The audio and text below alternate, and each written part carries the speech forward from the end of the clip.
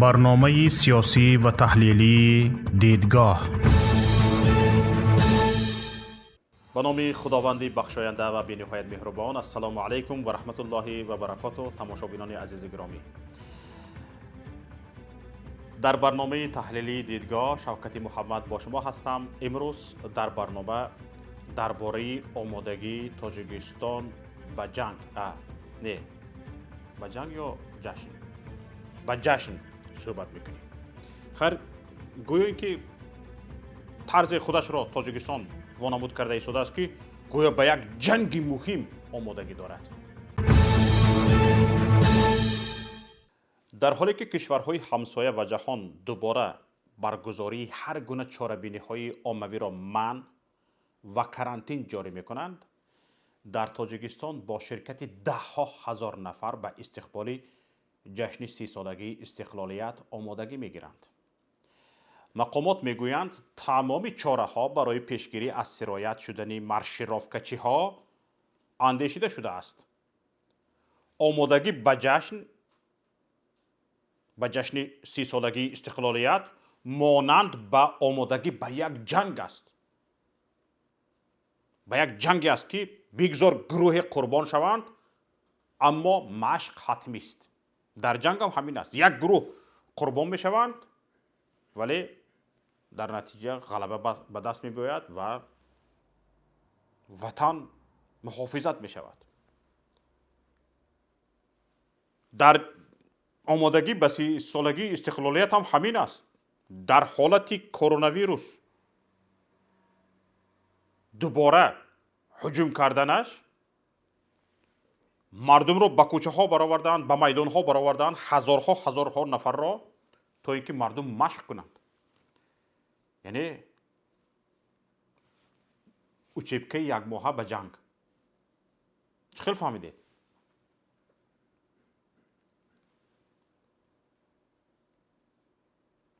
در همین حال اما آمادگی مقامات برای پیشگیری از تنش در مرز که هر روز داغ‌تر می شود به مراتب کمتر از آمادگی به جشن است. اما خطر تنها مرز و کووید 19 نیست.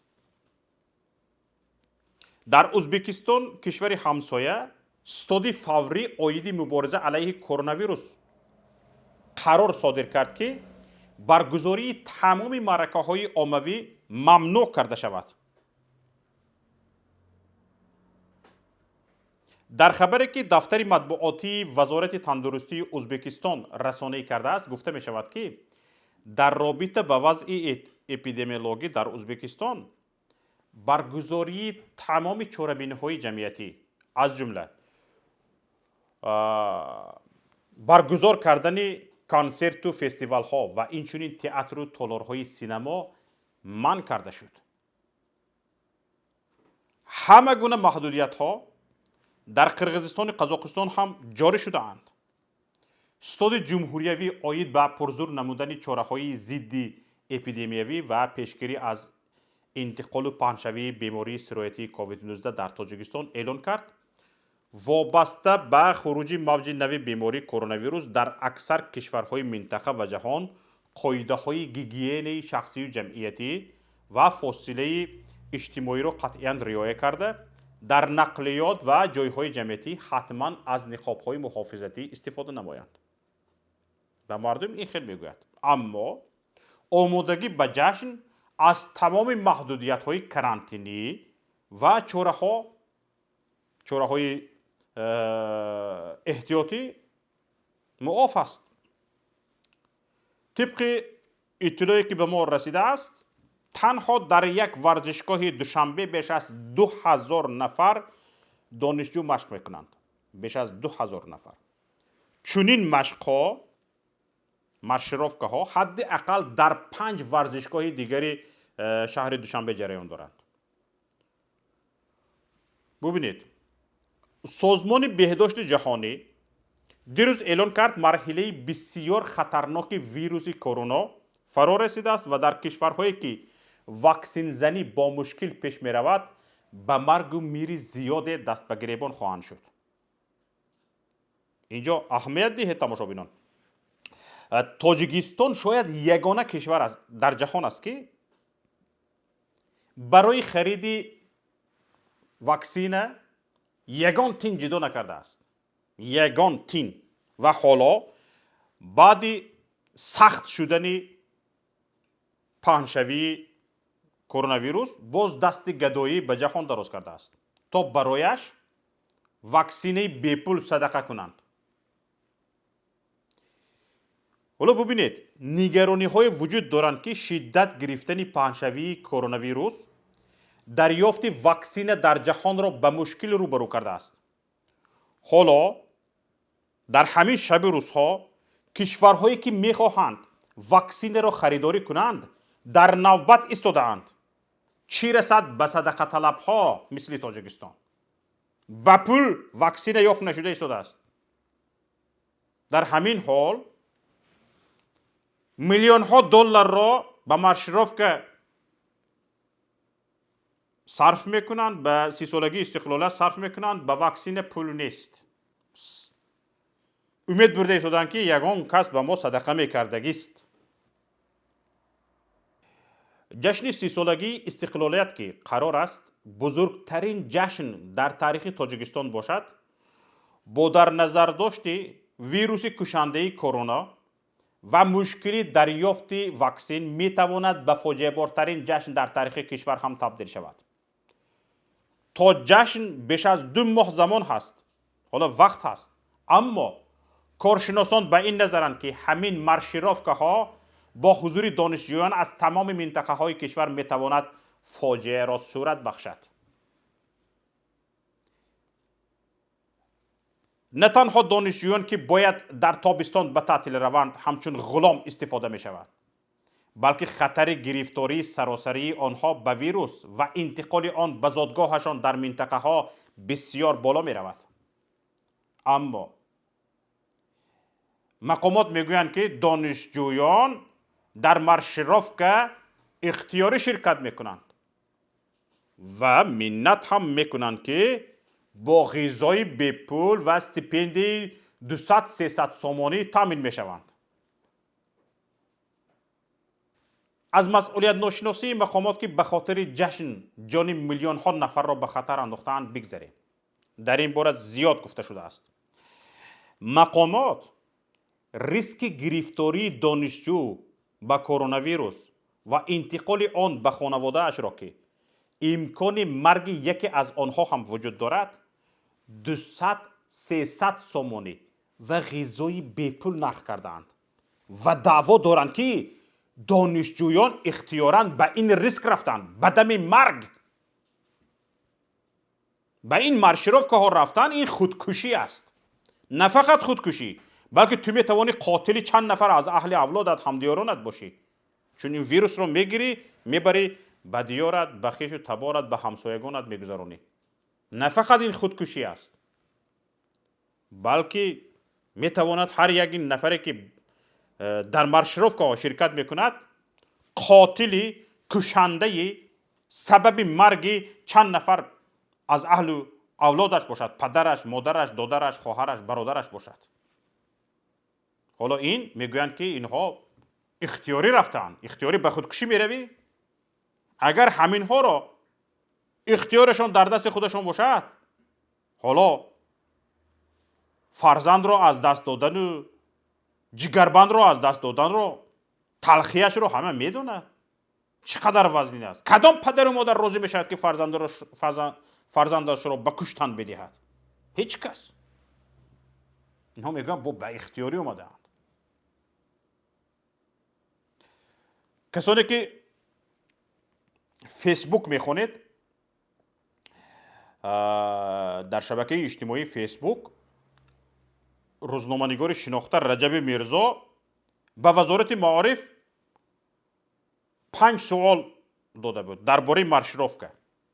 حالا اون سوال ها رو خوانده نمیشنم، لیکن در پاسخ به 5 سوال روزنامه‌نگار رجب میرزا، سخنگوی وزارت معارف پررویانه پاسخ میدهد که برای دانشجویانی که در مارشروفکا ها شرکت میکنند وابسته به امکانات مؤسسه های تحصیلات عالی در جریان مارشروفکا حتما 200-300 سامانی مبلغ و همه روزه غذای رایگان داده می شود.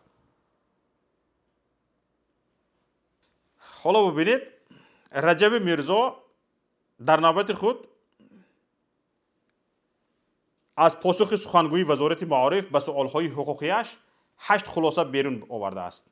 یکم، اکثر دانشجویان با خواهش خود به مارشروفکا می روند. این دعواهای وزارت معارف است. به مارشروفکا رفتن این معنای وطن دوستی را دارد. دانشجویان را در مارشروفکا با غذای بیپول تامین میکنند. 200-300 سامانی هر ماه پول میدهند. با خوابگاه تامین میکنند. در وقت امتحان سنجش ها کمک میکنند. هیچ کس را برای اشتراک نکردن در مارشروفکا خارج نکردند از دانشگاه. مشکل پیش نآوردند و نکردند و نمیکنند. مارشروفکا هرچند مفهومی حقوقی نیست اما به قانونگذاری تاجیکستان و جهان مخالفت ندارد. ببینید این دعواها همه دعواهای سخنگوی وزارت معارف احسان خوشبخت. در همین حال رجب میرزا از دانشجویان خواهش کرده است که در بحث شرکت کنند تا حقیقت روشن شود. ولی بعضی حقیقت ها از مصاحبه‌ای که روزنامه‌نگاران از پیلوس با دانشجویان در مارشروفکا گرفتند آشکار می شود. گزارش از پیلوس را تماشا کردید؟ گزارش ویدیویش را؟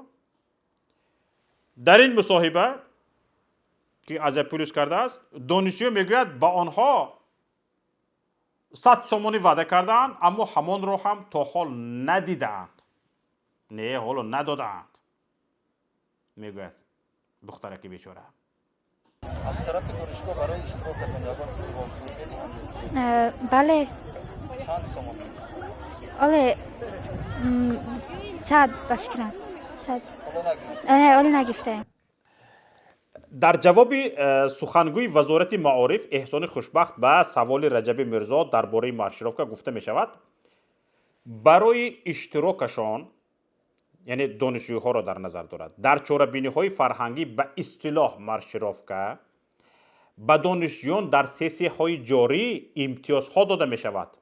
از جمله چنین دانشجویان یعنی دانشجویانی که در مارشروفکا های شرکت می کنند در حالتی از امتحان ها قرضدار شدن از پرداخت مبلغ آزاد کرده می شوند. گپ رو ببینید.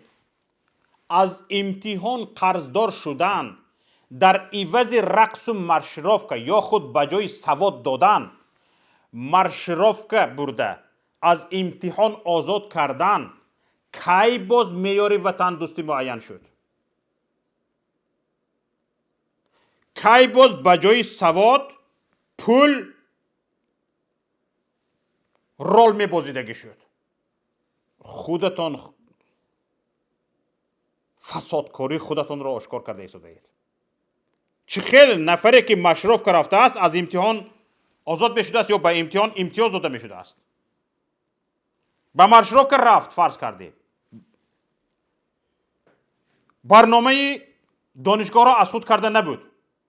تنها به خاطر به مارشروفکا رفتنش او را از امتحان گذراندید. امتیاز دادید گذشت. از او چی قدر می براید؟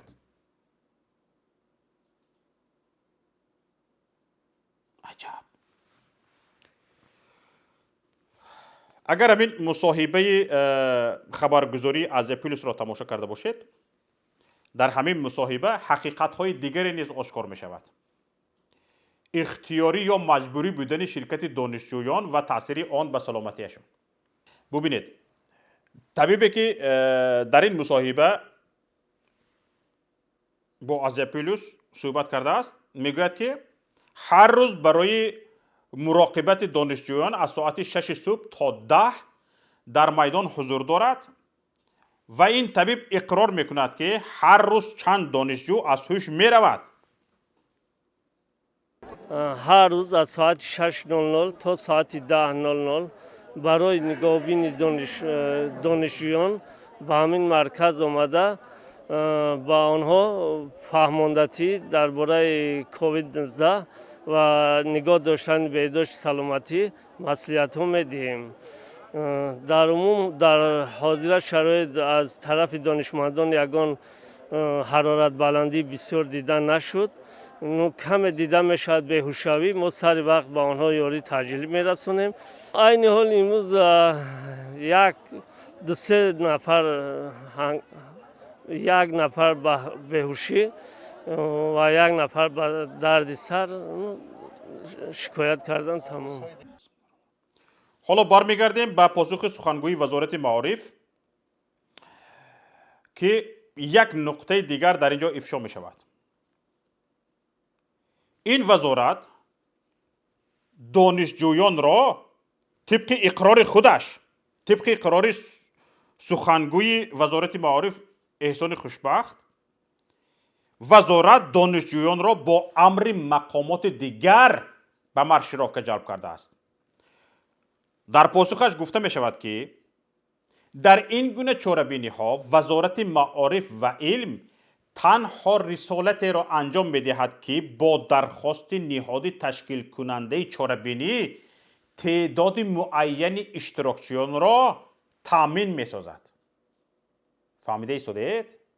یعنی وزارت معارف اعتراف می کند، می گوید که بله ما داریم جنایت می کنیم اما با امر بالا.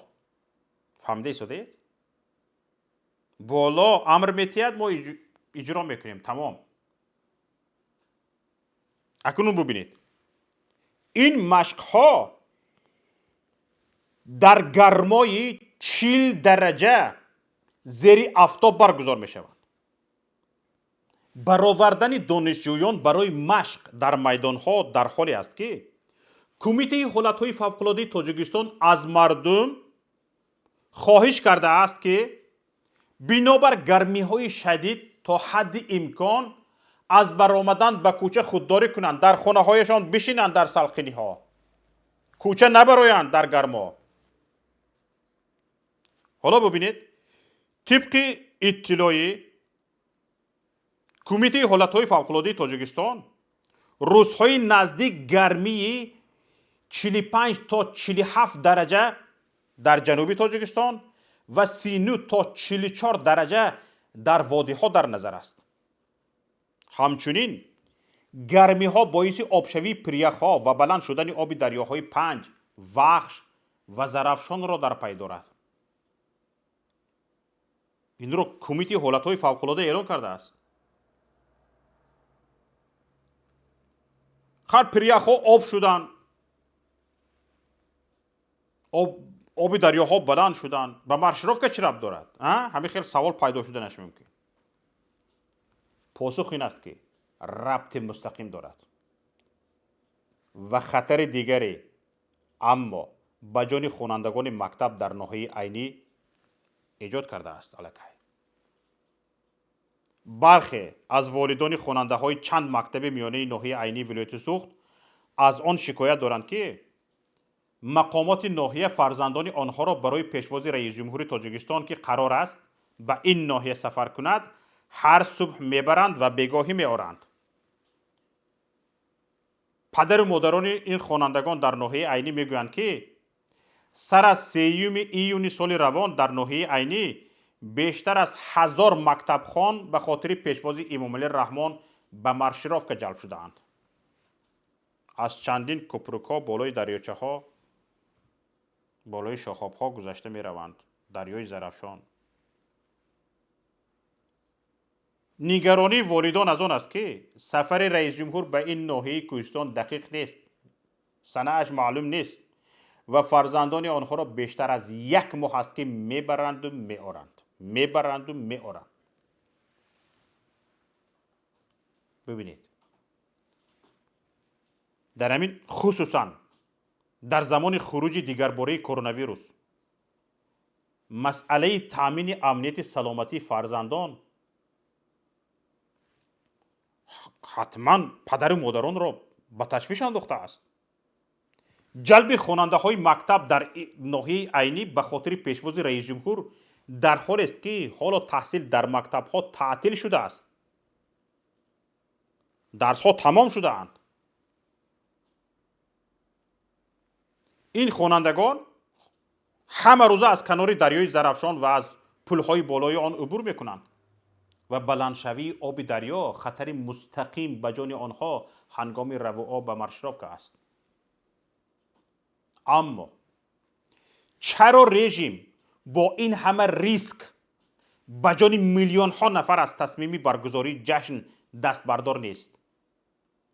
و آیا جز بی‌صلاحیتی سبب دیگری هم دارد؟ ما در برنامه قبلی یکی از سبب‌های این را ذکر کرده بودیم. گفته بودیم که امامعلی رحمان می‌خواهد حکومت 3 ساله اش را با تریومف جنبست کند. حالا اینجا سبب دیگرش را میگویم.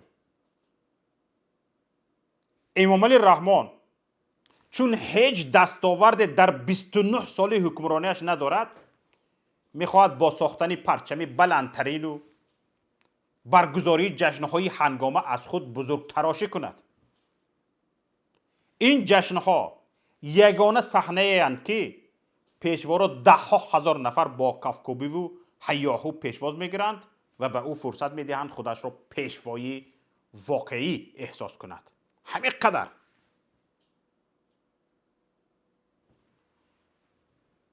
اما نتیجه چی میشود؟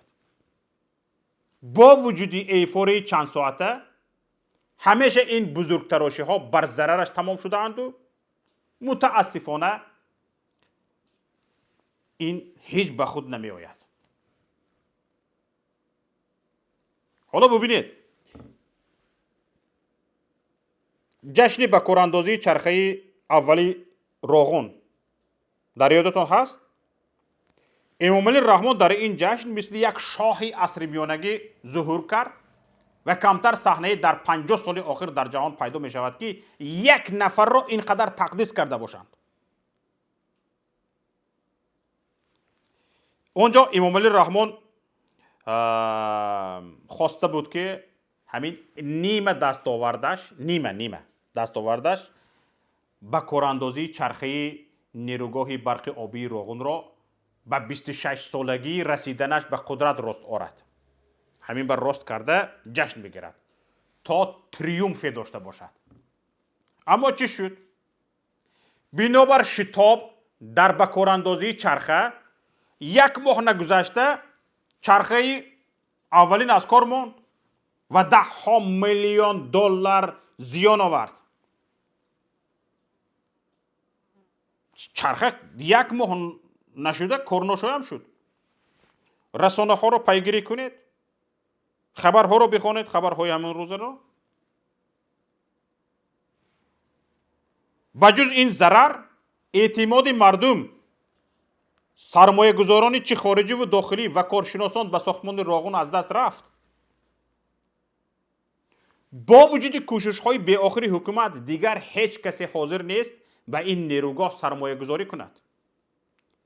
حالا حکومت تاجیکستان سرش را به 100 گور زده ایستاده است به راغون پول پیدا کند، هیچ یک سرمایه گذاری به راغون پول نداده ایستاده است.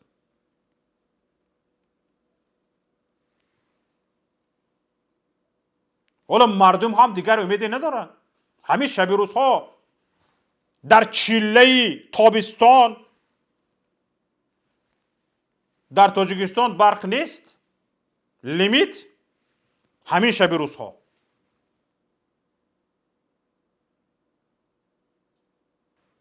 حالا این هم مایلش. برگزاری جشن نوروز در سال گذشته یادتون هست؟ برگزاری جشن نوروز در زمان ورود ویروس کرونا که سبب شد به تمام کشور پخش شده، باعث گرفتاری میلیون ها و مرگ 10,000 نفر شود، ریتینگ به این هم پایینی امامعلی رحمان بین مردم را پایین تر برد. حالا به گمان ما یکی از سبب‌های بیدارشوی مردم در 1 سال اخیر برگزاری همین جشن کشنده بود. جشن همین کشنده نوروز. نوروزی سال گذشته جشن نوروز جشن سرخور بود. اکنون چی؟ توبه نکرد، درس نگرفت امام علی رحمان. حکومت تاجیکستان تماما درس نگرفتن. حالا قرار است جشن 10 ها برابر بزرگتر از آن جشن نوروز برگزار شود. بیگمان این جشن زیانهای زیاد به سلامتی و حیات مردم وارد خواهد کرد و با گمان غالب به فاجعه کم نظیر تبدیل خواهد شد. خدا نکند، الله نشان ندهد. تنها سؤال مطرح این است که مردم این دفعه هم منتظر میماند تا فاجعه بزرگ از دامنش بگیرد یا بالاخره دست به کار می شود و حداقل جشن کشنده را لغو می کند.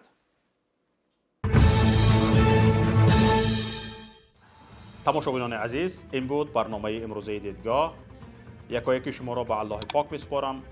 تا دیدار دیگر، خیر.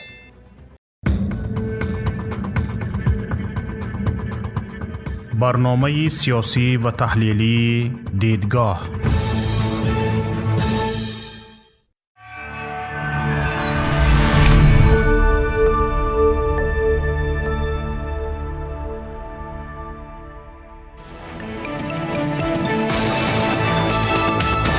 رادیوی پیام، در فضای سیاست صدای جدید. رادیوی پیام، علم، فرهنگ، نوید. رادیوی پیام، مشورت، بحث، گفت و شنید. در تمام دنیا روی رسانه اینترنتی رادیو پیام نقطه نت.